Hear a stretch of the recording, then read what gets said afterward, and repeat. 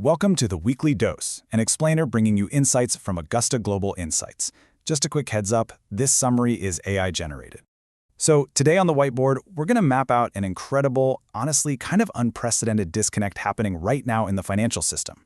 We're breaking down a really critical report that asks a terrifying question. When markets actually become the economy, what could possibly go wrong? All right, here's our game plan. We'll hit some weekly updates, dive into the gap between markets and the real economy, unpack this wealth effect dependency, take a hard look at the passive investing bubble, and then finish up with some key market insights. Section 1, Weekly Updates. So right off the bat, there's just a staggering contrast in the system right now. Bloomberg is reporting that everyday folks actually feel rising prices are hurting their finances more today than during the 2008 crash. And I mean, you can't really blame them, right? We're dealing with 3% inflation, oil pushing $90 a barrel, and salaries that just aren't budging. It literally feels broken for the average consumer. But then, on the flip side, corporate maneuvering is still moving at warp speed. Meta is out there launching stablecoin payouts for creators, and maybe connected to these kinds of payment disruptions, giants like Visa and MasterCard are actually trading below their historical price-to-earnings averages right now. And in an environment exactly like this, valuation is absolutely critical. Take the number 31. Fair Isaac Corporation, you probably know them as FICO, was trading at a whopping 95 times earnings just a year ago. Today, it's dropped down to 31 times. Now, FICO is still a fantastic company. They're using AI for optimization and massively improving their margins. But valuation really matters. Think about it this way. If you would drop 10 grand at their all-time highs, you'd be looking at just $4,700 a year later. Ouch. Moving on to Section 2, Markets versus the Real Economy. Augusta Global Insights is waving a massive red flag here. Beyond the obvious headlines like the U.S. debt spiral we all hear about, there's this huge systemic risk quietly brewing beneath the surface. And listen, this isn't just some obscure fringe theory. Legendary billionaire hedge fund manager Paul Tudor Jones is echoing the exact same warning.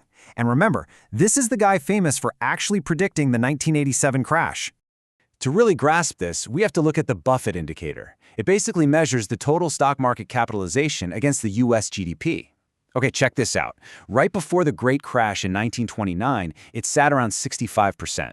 Leading into Black Monday in 1987, it was about 85 to 90%. Even at the absolute peak of the dot-com bubble in 2000, it hit 170%. And today, we are sitting at an unprecedented 252%. Let that sink in. The stock market is now 2.5 times the size of the entire U.S. economy. So this isn't just your standard debate about whether stocks are a little expensive. No, as Paul Tudor Jones calls it, we're looking at a structural dependency of the real economy on financial markets.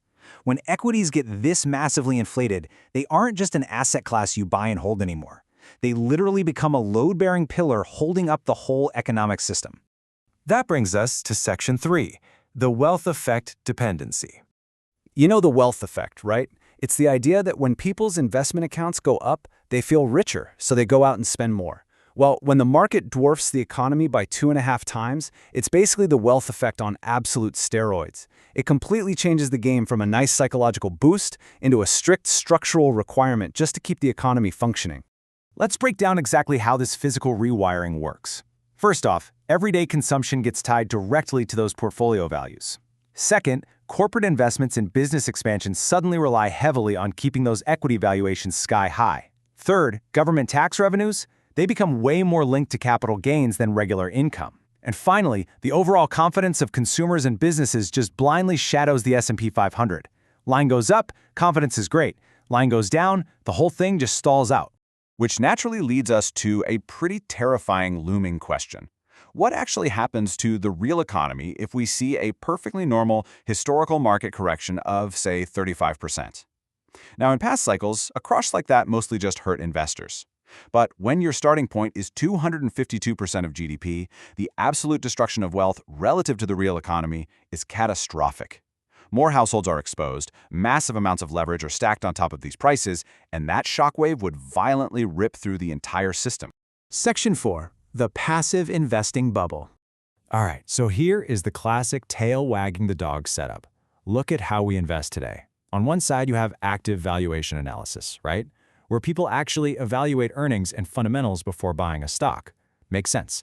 But then you have passive investing. Roughly half of all equity assets are now sitting in passive vehicles, like index funds and ETFs. And guess what? These funds do zero valuation analysis. Thanks to default 401k plans, millions of workers are automatically contributing every single pay period. It creates this relentless, mechanical bid under the biggest stocks, completely blind to whether or not those companies are actually overvalued. And that, my friends, creates an incredibly dangerous mechanical trap. Think about it. As long as the job market is strong, those automated 401k inflows just keep rolling in, artificially pushing valuations higher and completely decoupling them from actual business earnings. But what happens if a recession hits?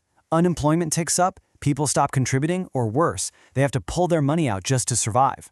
Suddenly, those passive funds become forced sellers, and because they'd be dumping shares into a market with hardly any active buyers left to catch them, we could see violent, air pocket-style price collapses.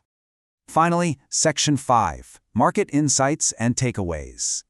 So, how do we actually navigate this tightrope? Well, while the big institutions use super complex tools, Augusta Global Insights notes that we can take a more impartial, defensive approach. First up, you probably want to dodge those deeply overvalued industries that require massive capital expenditures. Second, look for and stick to sectors that have historically shown real resilience during economic downturns. And lastly, it might be time to consider hedging your exposure. You could look at things like treasury securities or even hard assets like gold and silver to balance things out. I'm going to leave you with this one last provocative thought to chew on. If our entire economic confidence, our tax base, and our corporate investments are all precariously built on automated passive market flows, are you actually prepared for the day those flows reverse? Thanks for tuning into this explainer for your weekly dose of macro insights. Stay curious, keep analyzing, and we'll catch you next time.